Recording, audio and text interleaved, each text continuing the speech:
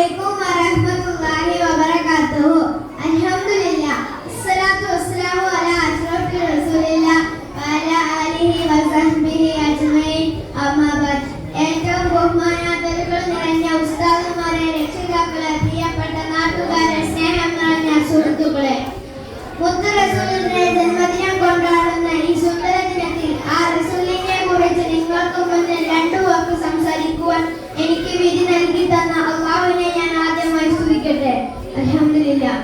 പ്രിയമുള്ളവരെ, 1400 വർഷങ്ങൾക്ക് മുമ്പ് കല്ലിനെയും മരങ്ങളെയും ആരാധിച്ചിരുന്ന തിന്മയുടെ അന്ധകാരത്തിൽ മൂടപ്പെട്ട മനുഷ്യത്വം എന്താണെന്ന് അറിയാത്ത ഒരു കാട്ടറബി സമൂഹത്തിലേക്കാണ് കാരുണ്യകടലായ അന്ത്യപ്രഭാഷകൻ നമ്മുടെ നബി മുഹമ്മദ് മുസ്തഫ സല്ലല്ലാഹു അലൈഹി വസല്ലം കടന്നു വരുന്നത്.